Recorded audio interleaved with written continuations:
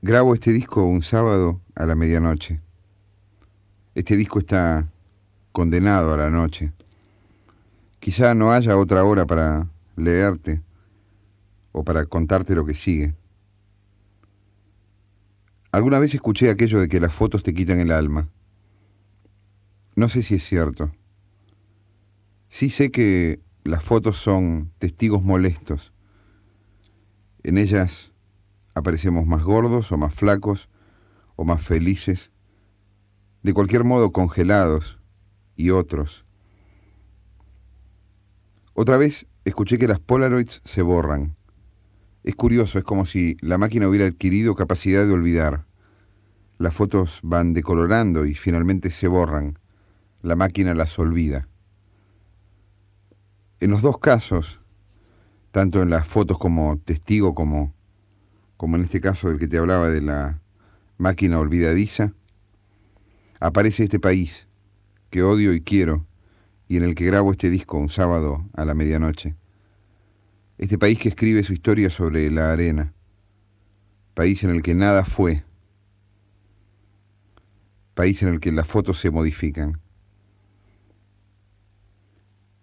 La historia de este viajante de comercio que llega a Formosa creyendo ser una persona y que vuelve siendo otra, es la metáfora individual de una enfermedad colectiva. País que se olvida, que se resiste a ser. Polaroids. Cuando recibí las llaves de la habitación 52 de la pensión 9 de julio en Clorinda, era feliz. Era mediados de año y el calor de Formosa se soportaba bastante y yo subí los 3 pisos por la escalera con el llavero saltando entre las palmas. Quizá no era feliz en el sentido que le dan los poetas a la palabra, pero de todos modos no leía poesía desde la secundaria y a duras penas recordaba algunas líneas de Alfonsina Storni. Es curioso. Siempre que mencionaba esa palabra, felicidad, como en este momento, me sentía obligado a aclararla. Había algo en mí que me impedía merecerla. Si la vida era esto, tenía todo lo necesario. Un trabajo que me permitía viajar, una mujer, 3 hijos. Solo una vez me perdí el cumpleaños de la del medio. Normalmente la empresa me bajaba a Buenos Aires cada 15 días y, llegado el caso, la rutina podía alterarse con algún compañero de la ruta norte. La vida en las pensiones no era el aspecto más tortuoso del trabajo. Con los años fui ganando cierto amor por la eventualidad. Un timbre de teléfono, Laura nunca llamaba porque ahorrábamos para la casa nueva, significaba un cambio de rumbo. De Clorinda a Salta, o a Paraná, o a Posadas. Mi destino se dibujaba y corregía como en una de aquellas pizarras mágicas. Semanas atrás, en Corrientes, Rodríguez me empezó a joder con lo de las mujeres. Dale, alguna negrita tendrás. Respondí sin pensar. Le dije, soy feliz. Y enrojecí. Me sentí un imbécil y la conversación cayó en un silencio oscuro que solo rompió el mozo minutos después. Estuve enamorado una vez, pero fue hace tanto tiempo que el rostro de ella se desdibujó del mismo modo en que se pierde el reflejo del sol en un estanque. Una noche, en Chajarí, intenté recordar su nombre durante horas. La palabra estalló en mi frente recién a la mañana, en el mostrador de la cafetería cuando pedí la cuenta. Alicia, dije. ¿Qué? Preguntó la chica de uniforme rosado. No, nada. Era todo lo que podía recordar. Esa palabra, Alicia, y el pelo color caramelo. Mi memoria tenía manchas. A veces eran manchas oscuras de tinta indeleble y otras veces eran manchas claras de lavandina. Laura decía que era por el accidente. En realidad, Laura dijo una vez que era por el accidente. Es por eso, dijo, y pasó un repasador sobre el mantel de hule para limpiar las aureolas de las tazas de café. Las manchas marrones desaparecieron. El tema la ponía molesta y esa noche arrancó al menor de la mesa para llevárselo a la cama. Nunca volví a hablar ese tema con ella. Yo no recordaba el accidente. Solo una luz, otra luz de frente y después el olor a pasto mojado. Y la cara de Laura. En ese entonces yo no sabía que se llamaba Laura.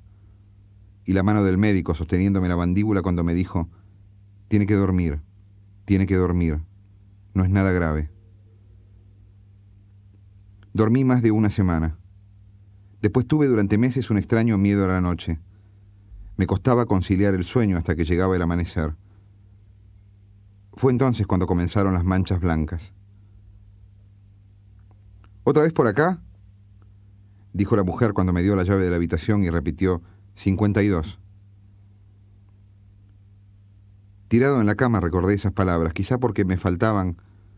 Había aprendido a pronunciar solo las palabras necesarias. Era obvio que yo estaba ahí. Era obvio que otra vez estaba por ahí.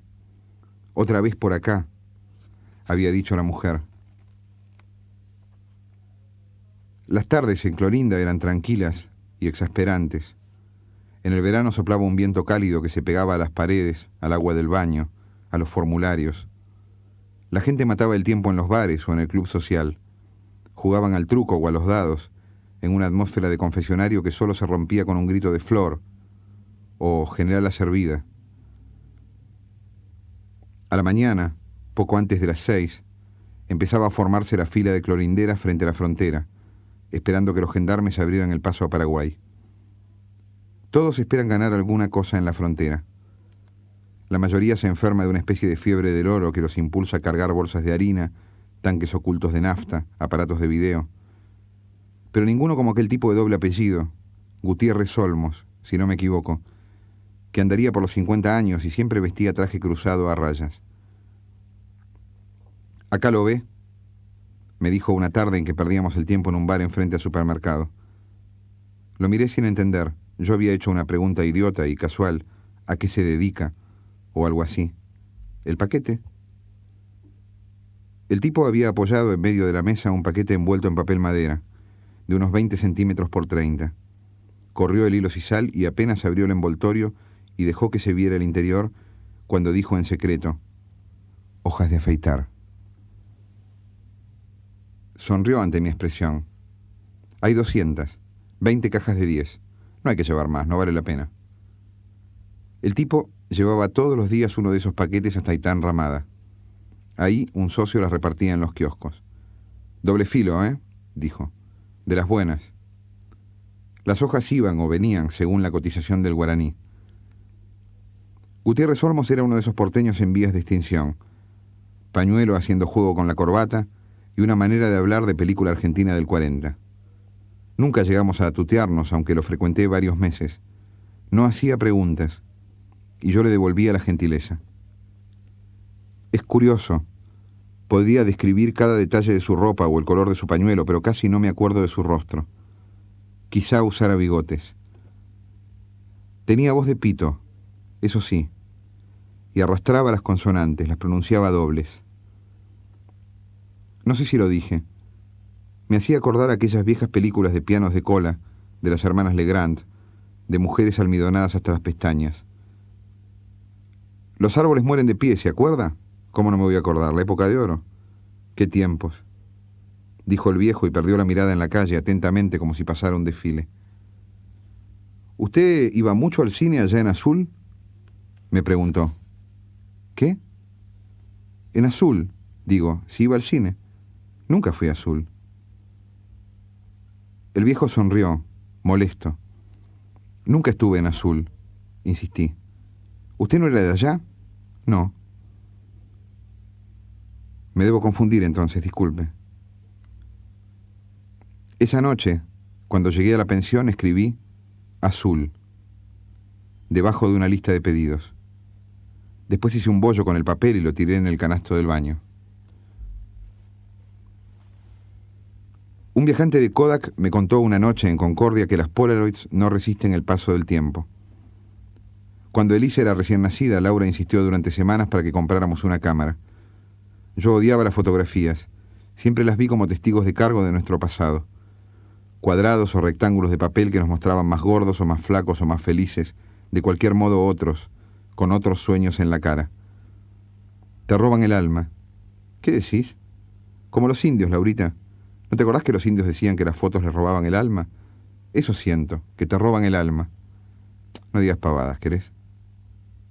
Una Polaroid era por lo menos un remedio contra la ansiedad. Un par de segundos y ya. El dato del viajante me aportó cierto consuelo. Las Polaroids no duraban. Se borran, se aclaran. Fíjese, van virando al sepia o al amarillo y acaban por desvanecerse. De inmediato pensé en las manchas. No al poco tiempo, en 10, 12 años. Ahora me dijeron que están buscando una fórmula más permanente, dijo, y me mostró unos folletos. Imaginé a un grupo de científicos cuyo trabajo consistía en reconstituir fotos desvanecidas. Toneladas de Polaroids en blanco que llegaban de todos los rincones del mundo, acompañadas de demandas judiciales intimándolos a que devolvieran la imagen completa de la tía Luisa, de la nena cuando era tan rubia, de papá abanderado en el Nacional. Mientras el viajante detallaba un complicado proceso de deterioro de la emulsión, yo imaginé los textos de las cartas. Esa noche, en Clorinda, escribí unas líneas brevísimas para despachar a casa por el correo de la empresa. Comprá otra cámara. Las Polaroids se borran. Laura lo iba a entender. Cuando a la mañana dejé el sobre en el escritorio de la sucursal, advertí el error. El encabezado decía: Alicia Bernardi, Pringles 32, azul. Me quedé inmóvil mirando el sobre. ¿Se arrepintió?, dijo el empleado. ¿Qué? Si se arrepintió. No. Me olvidé una cosa. ¿Estás hasta las 6? Le dije, sabiendo de memoria que atendían hasta las 6. Sí, hasta las 6, 6:05.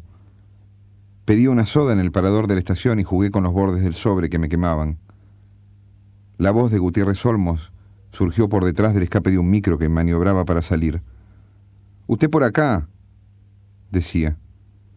Yo escondí el sobre en el bolsillo del saco. «Vine a despachar una carta», me excusé. El viejo pidió un cinzano y se acomodó en el taburete. «¡Qué cara, mi viejo, ni que hubiera visto un fantasma!», me palmeó. Nunca pude dominar mis caras. Es algo que me fastidia desde siempre. Miel en el horno, eso dicen los paraguas. Para que no venga el pombero, hay que poner miel en el horno. El pombero, el fantasma ese. Sí, yo también lo escuché. Una familia con 4 chicos se había acomodado en el otro extremo de la barra. Uno de los chicos hacía burbujas en la botella de Coca-Cola. ¿Se molestó con lo del otro día?, me dijo el viejo. No. ¿Con qué? Mentí. Con eso que le pregunté de azul. Me asombró que el viejo se acordara y llevé automáticamente mi mano al bolsillo para sentir la carta. Usted vio cómo es la ruta. Siguió sin darme tiempo a contestar. A veces uno cuenta historias de las que se arrepiente o inventa historias para matar el tiempo. Yo no inventé ninguna historia. El viejo lamió la espuma del cinzano. ¿Está? ¿Será como usted dice? Uno habla con tanta gente. Me moví en el asiento. Sentí que el viejo me adivinaba, sin el menor esfuerzo. Con mucha gente. Dije por decir algo.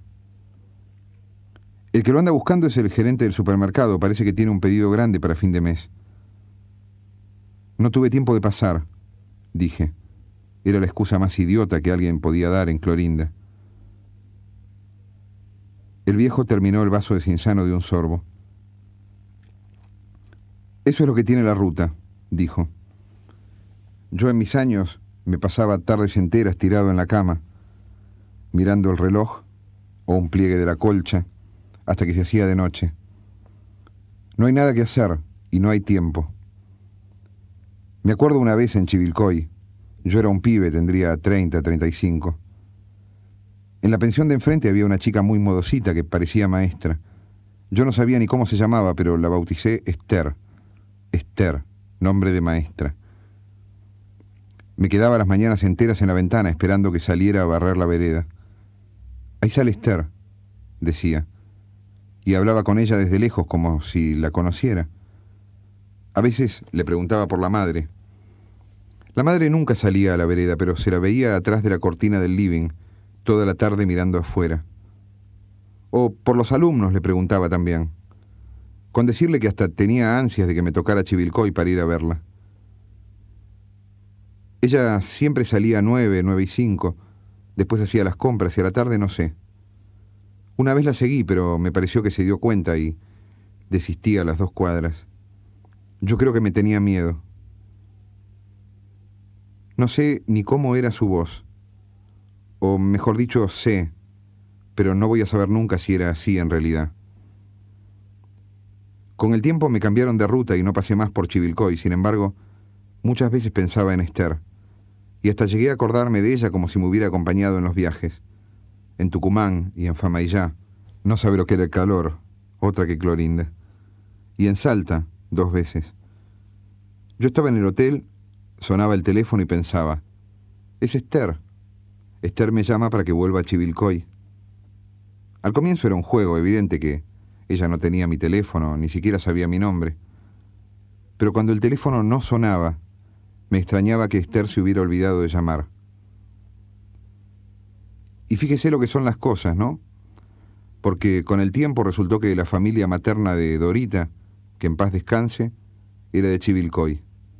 Y yo nunca quise ir allá con ella, ni siquiera para las fiestas, por miedo a encontrarme con Esther.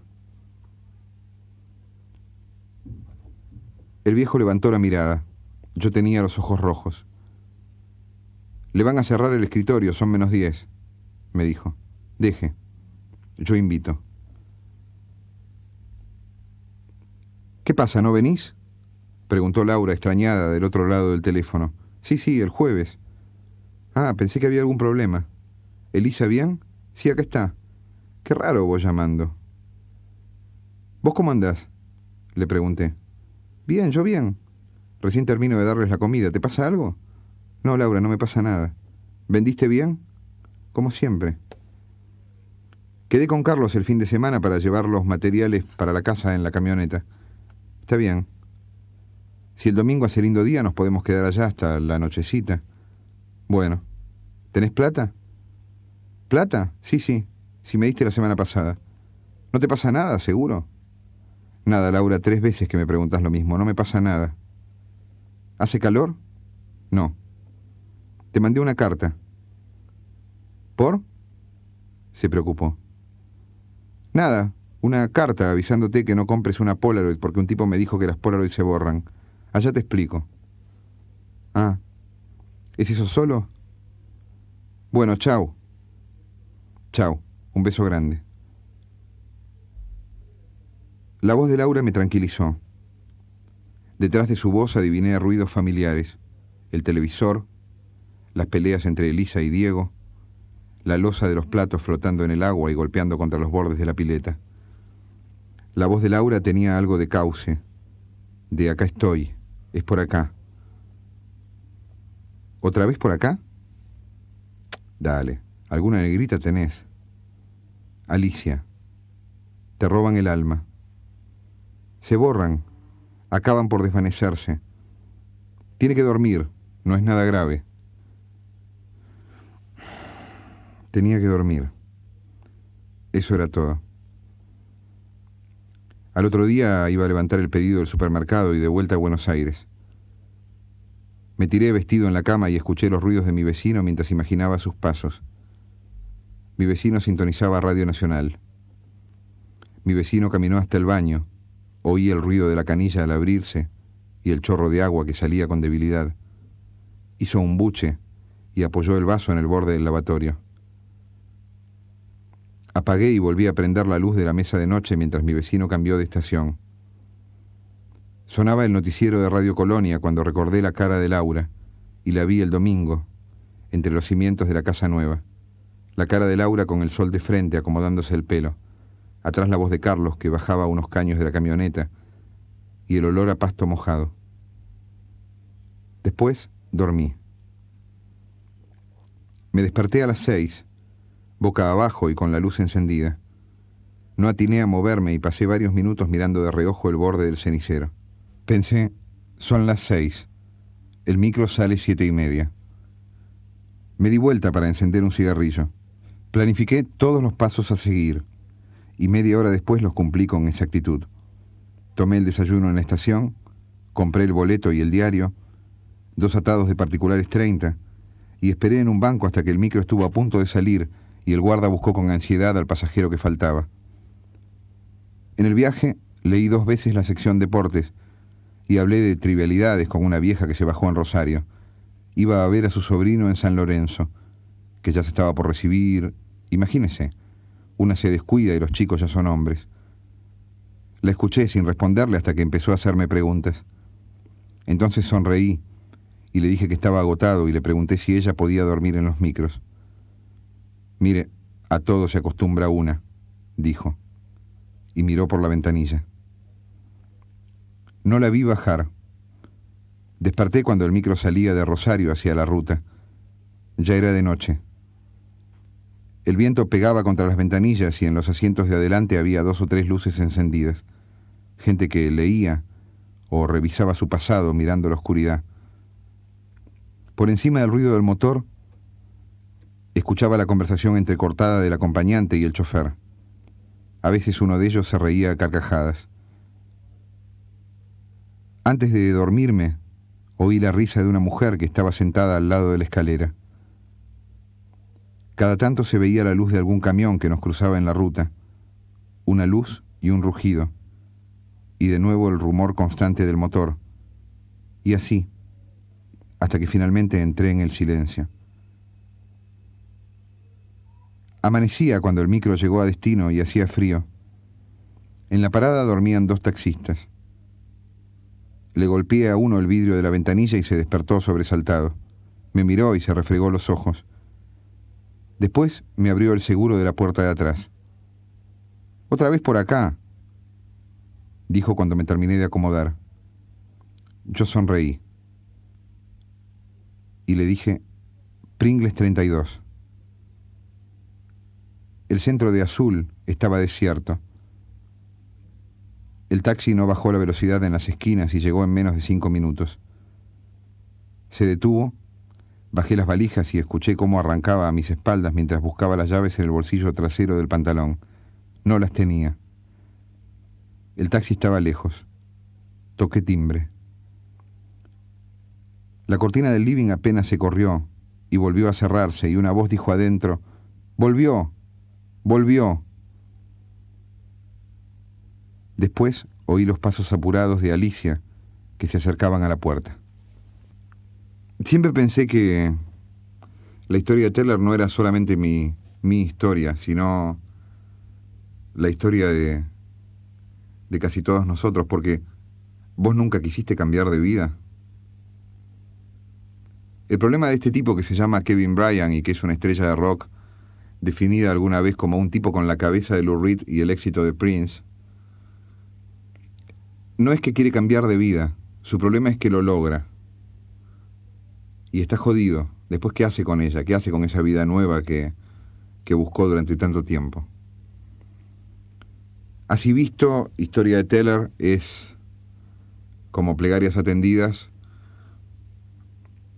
un libro sobre los deseos concretos.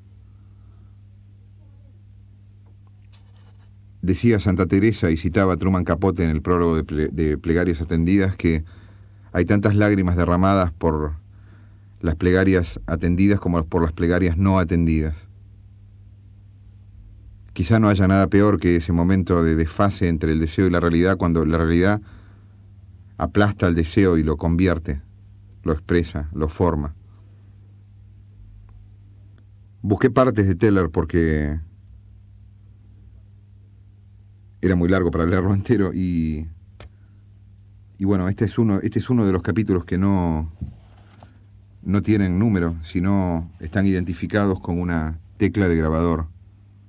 Este es un capítulo rewind.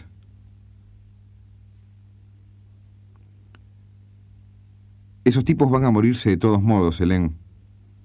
Son como los viejos del Central Park en el invierno cuando hay huelga de periódicos. No tienen con qué taparse y la policía encuentra todas las mañanas 4 o 5 viejos congelados. Van a morirse, Helen, de todos modos. Tal vez tengas razón, yo no entiendo el sur. ¿Qué es el sur? Florida, palmeras, muñecos de 30 metros de Mickey Mouse, cubanos, Castro, mucamas de 40 al día, latinas jugosas que se ríen de todo, que no entienden nada y se ríen de todo, jardineros. Eso es el sur. ¿Al sur de qué? Playas blancas, American Express dorada, tequila o daiquiri a la mañana cuando te levantás con sed, nada mejor que un daiquiri a esa hora cuando la lengua se te pega al paladar como una puta estampilla seca. Despegarla con un daiquiri con mucho azúcar, con mucho sur, uno detrás de otro. Frozen, compañero, te dice el barman. Frozen, claro. Con 2 pajitas angostas en una copa triangular y helada. Estás borracha, Helen, y yo también. Y me gritás que no entiendo nada y es cierto. No entiendo nada. Pasa el tiempo y entiendo menos. Todo se transforma en un cómic, en una versión metafísica de Terminator 2. El bueno y el malo. Chiflidos en el cine de Broadway y la 41. Todos quieren salvar al hijo de Sarah Connor. Es ridículo que me acuses de no entender el sur, Helen. Ni siquiera entiendo Queens. No entiendo por qué en el Upper West Side se puede caminar con tranquilidad hasta Amsterdam y 107, pero te matan en la 108. Violan a tu mujer y a tus hijos y te persiguen migraciones en la 108. ¿Entiendes que no entiendo nada? Te emborrachás y me hablas en español. Spanglish, bueno. Maldito idioma abierto, tan parecido a una mujer, tan secreto. Nunca me hablaste en español al hacer el amor. Yo sí. ¿Te acordás? Las 5 o 6 palabras que aprendí en el DF. Yo decía para mis adentros que solo ibas a quererme cuando me hablaras en español. Solo me querés cuando te emborrachás. Lo mismo pasó con Susan cuando volvió de Berlín. Yo no la había visto en 4 o 5 años. Susan se sentó en mi departamento de Park Avenue, se tomó medio litro de JB y me contó entera la historia de Helmut, aquel alemán que se casó con ella, con Susan, la chica que nunca iba a casarse, la que tenía en la nuca un tatuaje con un signo de interrogación. Helmut, la casa, el televisor de 24 pulgadas, la beca, el viaje de estudios a Perú o donde mierda fuera, al sur. El futuro en una hoja de papel cuadriculado, dijo Susan. Y yo tampoco la entendí. Susan se acostó en el sillón. Yo pensé que iba a tener que acostarme con ella y no quería de ningún modo acostarme con el pasado. Ella se puso la mano sobre la frente como si le molestara el sol y siguió. Ya alguien me lo había dicho una semana atrás. Susan volvió, se separó y volvió. Tuvo cáncer, pero ahora está bien, vaya a Marte. Y ahí estaban, Susan y su cáncer, tirados en el sillón. El cáncer y Susan tomaban JB como si fuera la última vez. Yo no quería escuchar esa historia ni ninguna otra y pensé que si le tomaba la mano iba a callarse, pero no lo hizo. Susan dio vuelta la cabeza y sonrió. Me miró desde 10 años atrás. Tal vez era eso lo que me gustaba de ella y lo que a la vez me alejaba. Susan me conocía. Me conocía antes del departamento en Park Avenue, antes de la tapa de Rolling Stone, antes de todo y quizá también antes de ese personaje vacilante, que era entonces yo mismo tomándole la mano y tratando de calmarla. Aquella noche Susan me contó la operación y dijo que ya no podría tener hijos, y yo la vi, juro que la vi, aquella mañana de la operación enfrentándose a la muerte. Susan apartó el vaso de JB y largó de golpe su primera frase en alemán. Susi, en inglés, le pedí. Bebimos hasta la madrugada y para ese entonces Susan solo hablaba en alemán. Creí entender por qué Helmut la había dejado y creo que también habló de Berlín y de niños y de muerte, aunque nada es seguro, porque Susan repetía una y otra vez en alemán las mismas palabras incomprensibles para mí, que escuchaba en silencio y le acariciaba la nuca. No entendés nada, me dijo Susan borracha como vos ahora, y yo le dije sí entiendo. Miré el reloj y eran las 6. Susan también lo miró y se recompuso avergonzada, alisó la falda con las palmas y se fue hasta el baño a lavarse la cara. Dijo al volver que nunca había pensado en contarme todo eso, en contárselo a nadie, en realidad. Había pasado tanto tiempo. Le alegró verme en las revistas, escuchar mis canciones, conocerlas desde adentro. Helmut odiaba que ella coleccionara mis discos. ¿Es tan bueno todo esto? Aunque parezcas triste. No estoy triste, le dije. Pero por supuesto no me escuchó, y siguió otras 2 horas haciéndome preguntas sobre Nueva York, la guita, la compañía discográfica, y si era cierto lo que se decía de Jagger, y qué de aquella modelo australiana con la que yo me había casado. Austríaca, Susan, y ya me separé. Lo mismo da, siguió Susan. Esa maldita australiana era tan linda. Tenía las piernas más largas del mundo y miraba todo desde ahí arriba. La odié todo el tiempo, aunque sabía, por otro lado, que podría charlar con ella como viejas amigas en un consultorio. ¿Tenían la misma enfermedad? Es tarde, dijo finalmente Susan y se fue a tirar a la cama. No entendés nada. Esa misma tarde, cuando Susan desapareció, fui al atelier de Clint en el Zoo, Hélène, y te vi por primera vez y pensé, Dios santo, es Argentina, ¿dónde mierda queda eso? Hablabas el mejor inglés de colegio británico. Solo te faltaba estornudar a la inglesa, rápido y seco como un chihuahua. Argentina, no sé de qué se trata. Timerman, sí, claro, pero no es israelí. Perón, un dictador de bigotes mexicanos. Evita, la amante del Che Guevara. Argentina, Dios santo, y tan joven. Habrá que ir a ese sitio alguna vez. Mi representante me arrastró de un brazo hasta un rincón del atelier. Había fotógrafos arremolinados en torno a Clint, el pintor de moda ese año en Nueva York. Clint solo pintaba televisores. Era alto y tenía el pelo levemente punk, lo suficiente como para que sus cuadros no bajaran la cotización.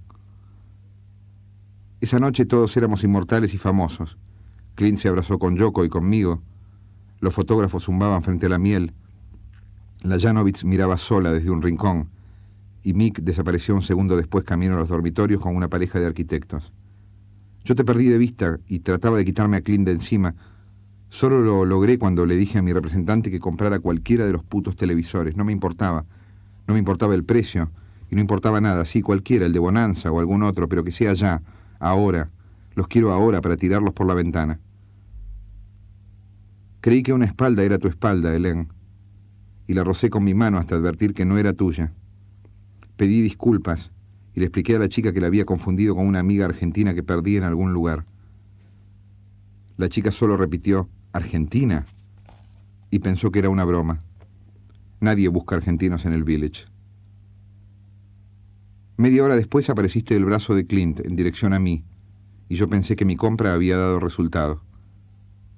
Quiero presentarte a esta amiga, dijo Clint. Y los dos estallamos de la risa. Ya estábamos un poco borrachos y dijiste en español que hacía 6 años que querías conocerme. Por supuesto no entendí, hasta que repetiste tu frase de presentación en inglés y yo dije, nadie espera nada tanto tiempo. Yo sí, dijiste, Hélène, y Clint volvió hacia las cámaras de televisión. La historia de Teller es también la historia de un hundimiento. Del hundimiento de una pareja, Teller y Hélène, en el medio de una ciudad que se hunde. Me fascinaba la historia del hundimiento por lo que implica de pequeños gestos. Nadie se hunde de golpe. Un hundimiento es cotidiano. Un hundimiento está compuesto por desayunos, por cafés, por pérdida de tiempo, por ventanas, por sol, por pequeñas cosas. No sé si en la historia de Teller soy Teller, o soy Hélène, o soy Lungi, un empleado de mantenimiento de los museos de Venecia que en los ratos libres se dedica a cambiar de lugar las figuras de los cuadros clásicos. Lungi que casi se gana la novela hasta que hubo que ponerlo en línea y dejarlo como un personaje secundario. O si soy el profesor, ese viejo profesor de matemáticas que vive en Rialto, en Venecia, y que se dedica a controlar el hundimiento de la ciudad en 4 o 5 puntos que recorre todas las mañanas. Elegí presentar a Hélène con algo que se llamó Apuntes sobre Hélène y que constituye una parte de la novela hasta que la novela se retuerce sobre sí misma y después hay apuntes sobre Teller, escritos por Hélène. Apuntes sobre Hélène. Apuntes sobre Hélène, anotó. Quería escribirla, pintarla, fijarla de alguna manera. Anotó entonces. Hélène y el teléfono. Construye la espera todo el tiempo. Descuelga si tiene que salir 1 minuto para evitar las confusiones. Ella está. Solo salió 1 minuto. Ama absurdamente los contestadores. Nunca les baja el volumen. Habla acostada o de pie, cuelga triste o con excitación y cierta hiperquinesia. Hélène y los grabadores. Mataría por un Revox de cinta abierta, pero jamás lo tuvo. Su voz se vuelve más grave frente al micrófono y se mezcla con un jadeo inexistente en la vida real. Le espanta la capacidad de recuerdo de los grabadores. Sabe que lo que diga quedará allí por una hora o una semana. Entonces elige cuidadosamente las palabras que quedarán. Sin embargo, es capaz de llorar frente a un grabador. Hélène y las estaciones. Nunca el otoño. Hélène y las estaciones de tren. Le eriza la eventualidad, no podría tomar cualquier vagón. Pierde el tiempo en las ventanillas y en los pasillos y en los vagones restaurant de los trenes de larga distancia.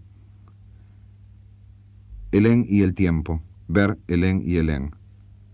Hélène y la muerte. Se cree inmortal, aunque haya intentado matarse por lo menos 2 veces. Una vez en México, me habló más de media hora sobre la transmigración como si creyera en ella, pero enseguida tragó un sorbo de cerveza, se pasó la manga por la boca y se delató con una carcajada. Hélène y los hijos. Llegará a ellos sin advertirlo. Por ahora solo los desea y les teme. A veces amenaza con disolver en ácido hijos ajenos. Hélène y la virginidad. Supo a los 13 que iba a acostarse con Teller. Lo consiguió a los 19. Durante las primeras semanas su anatomía se negaba. Se le dormían los brazos y las piernas. Estaba asustada y torpe. Se emborrachó la mayoría de las veces y una vez, la tercera o la cuarta, lloró.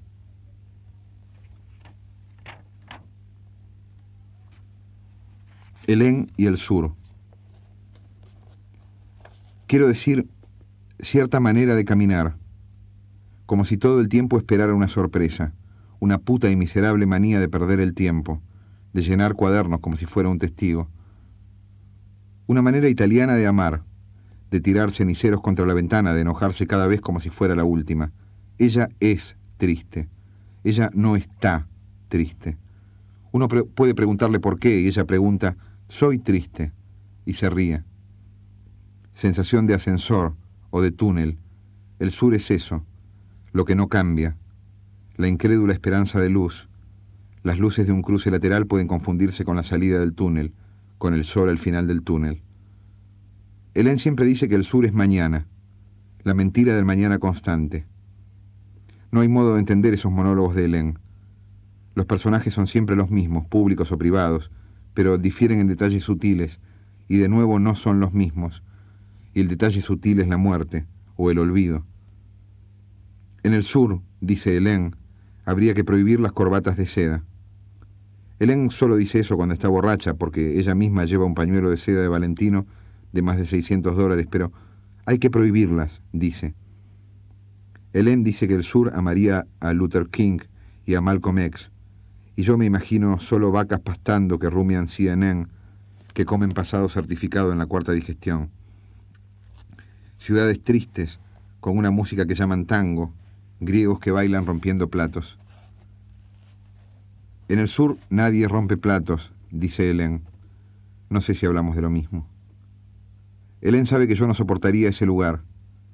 Y nunca me pide que vayamos allá, nunca me habla de su sueño de granja, pan casero, camisa leñadora y esa miserable costumbre de cantar y hacer casitas de madera, ayudar a los niños en el colegio, ordeñar a la madrugada. Shepard, le dije. No, dijo ella. Borges, en todo caso.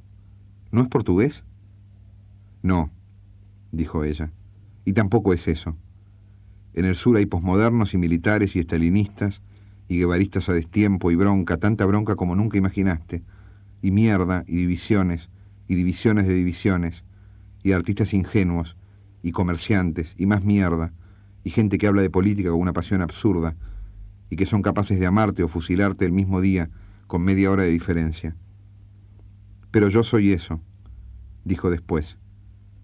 Nunca voy a poder quitármelo de encima, dijo.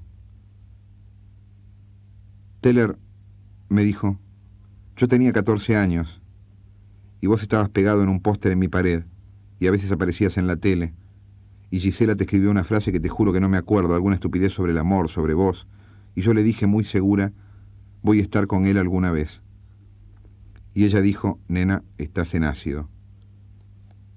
Yo tenía miedo de no poder quererte porque no serías capaz de entender mis chistes. Hay muchas cosas que no puedo decirte sin explicarlas, y si las explico, es tan idiota como hacer el amor según los tratados de Masters y Johnson. ¿Cómo te explico el sur? Sensación de cornisa. Estamos abrazados, juntos, con las caras al viento. A veces es viento del sur. Apuntes sobre Teller, escritos por Hélène. Aquella discusión merecía un segundo round. Nos asustamos tanto de romperlo todo que decidimos hacerlo pedazos. Síntesis de nuestra historia. Un spot de 3 minutos. La luz en el sitio exacto. El casting perfecto y una visión Spielberg de la vida. No hay nada después del spot. Vacío hasta el próximo comercial. Supe desde la primera noche, aquel vernissage de Clint, que Teller iba a dejarme. Sabía que ese pensamiento iba a convertirse en un animal nocturno. Va a dejarme, pensaba cuando Teller encendía un cigarrillo en la cama.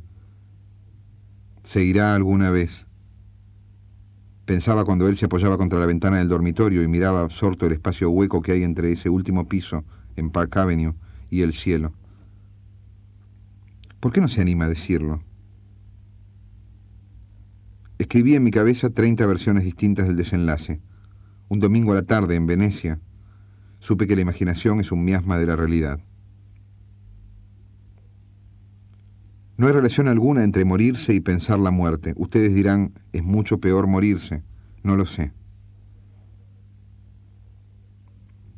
Llevamos 2 meses acá y ya pensé 2 veces en acostarme con Lungi. Jamás voy a hacer el amor con Lungi. Sería como acostarme con un hermano. Necesito en la cama un leve soplo de peligrosidad, de incertidumbre. Lo que contengo no es solo calor, también quema. Nunca busqué en su cuello el perfume de otra mujer que no existió, o sí, o que fui yo misma, horas o años atrás. Tendríamos que haber hablado en castellano. No era de nadie, ni de sí mismo. Poseerse le causaba estupor, vivir controlado. Yo creí que nadie podía vivir así durante mucho tiempo. Me equivoqué. Se vive así como se vive de otra manera. Hay una rutina del vértigo. La velocidad se vuelve dócil y aguza otros instintos. Se descubre que uno es lo único que merece sobrevivir. Teller jamás lo hubiera confesado en voz alta. Actuaba en silencio y se sentía un miserable frente a su secreto. ¿Que Teller escapó de la publicidad? Teller amaba la publicidad, casi tanto como el tabaco. Nunca estuvo encerrado en su personaje. Teller era su personaje. No había desdoblamiento. No era un sticker difícil de despegar con las uñas. No hay un Teller que empieza y un Kevin Bryant que termina. Lógica de las orugas. Nunca son una parte.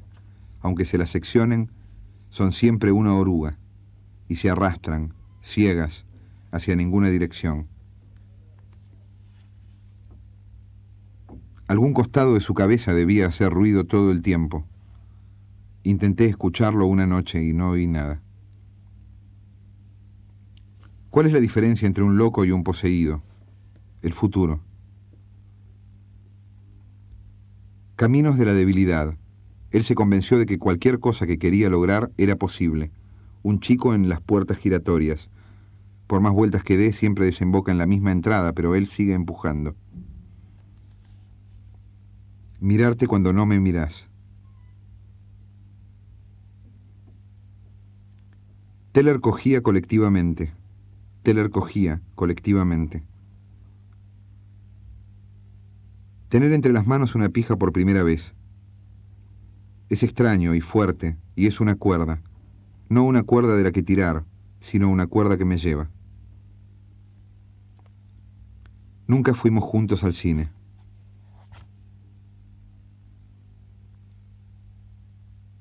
Amar las equivocaciones, caminar por las diagonales. Todos los actores recitan letras ajenas. Hay algo de tierno en esta confusión que solo se advierte cuando alguien, desde el público, descubre la trampa. ¿En qué me equivoqué? Aprendo desde hace meses el verdadero sentido del exilio. No sé cómo exiliarte de mi cabeza, o al revés, me exilio de vos. Vos dirías partes incompatibles que se necesitan, el ser y el no ser y todo ese rollo. Tengo 20 años y entiendo el exilio. Viejitos de izquierda que caminan por Berlín y leen el poema de Pessoa sobre la tabaquería. Exilio, la historia de dos hermanos que no se responden las cartas. ¿Te acordás de Tim O'Brien? También es parte de mi exilio la ilusión de volver a verte. O lo que es peor, la convicción de que al volver a verte vas a ser el mismo. Hablar en una disco. A nadie le importa lo que digo. Solo miran la forma de mi boca o mi manera de morderme el labio. Cuando me convenza de que no voy a volver a verte, voy a tirar este cuaderno de mierda. Hasta ese entonces lo lleno. Teller tiene la lógica de una videocasetera. Creo que te dije antes que cada capítulo no tiene nombre, sino fichas, rewind, play, forward. Parte de esa lógica son capítulos separados que se llaman New York Clips, y que son eso, clips.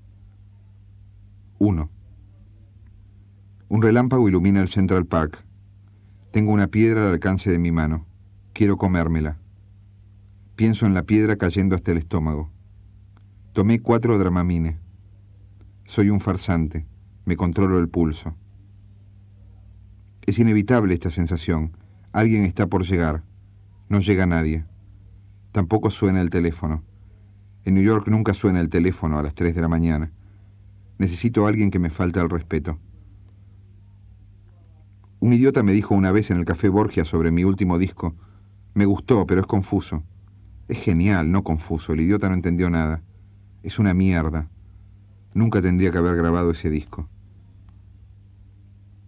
Ellos no van a detenerse hasta que me pare en la ventana y les tire el corazón. Ellos no comen corazón. Solo van a mirarlo con asco. Tampoco les importa la sangre. Les perturba verme, ver a ese tipo ahí en la ventana, hurgando con las uñas contra el pecho hasta sacarse el corazón. En ese momento voy a ser su propio miedo. Cada vez que traspaso el límite, todos hacen silencio. Uno de esos silencios anteriores a la lluvia. Miran pasmados y silenciosos a mi alrededor. Creían que no iba a poder. Creían que yo no podría traspasarlo. Después del silencio, como hormigas, ellos vuelven a casa. Miserable número de circo. Ellos ni siquiera sueñan. Ellos ni siquiera sueñan. Otro relámpago sobre el Central Park. La puerta se mueve imperceptiblemente. Nadie va a llegar. Es solo el viento. No va a llover. Solo hay relámpagos. La lluvia y yo tenemos miedos similares. 3. En mi baño de New York había un monstruo. Aparecía cuando cerraba la cortina de la bañera. Era una especie de hombre lobo, aunque no exactamente. Era un hombre perro, de cara larga y llena de pelos cortos y amarillos como los de un sobretodo. Nunca vi su hocico, pero era obvio que lo tenía. Sus ojos no eran crueles. Yo dudaba de su condición de monstruo, pero le temía. Había algo en él, ese candor, esa mirada ausente. Tardé más de un año en sacármelo de la cabeza. Pero, como los perros, siempre vuelve. 4. Broma pesada.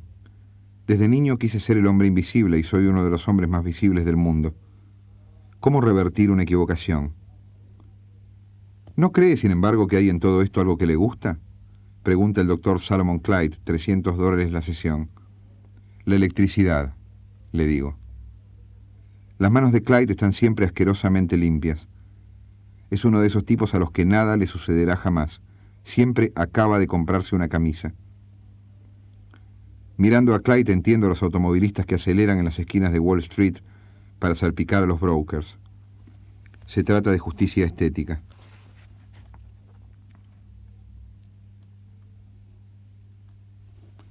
La máxima obra minimalista de esta temporada es una novela llamada No. Está compuesta por 200 páginas en blanco y una última carilla que dice solamente No. El libro fue nota de tapa del Review of Books del New York Times. Vendió 6,5 millones de ejemplares en el primer mes y nada podrá bajarlo de la lista de bestsellers. Ayer dijeron en la tele que lo mejor de esta novela es su brevedad, en tiempos en los que se leen textos cada vez más cortos. Rudy Berenson es el autor de No. Dicen que la semana pasada en Penguin propusieron una contranovela llamada Sí, que sería sin duda mucho más americana. No sé si van a editarla. ¿En qué usarán los lectores esas 200 páginas en blanco? 2 críticos y un sociólogo publicaron extensos ensayos sobre lo que llamaron la mejor síntesis minimalista. Rudy me dijo anoche que iba a donar la mitad de sus regalías a un hospital para enfermos de SIDA en el estado de Carolina del Sur. Creo que voy a morir pronto, me dijo. 6. La limusina se atoró en la 56. Voy al estudio a discutir el contrato para la música de una película.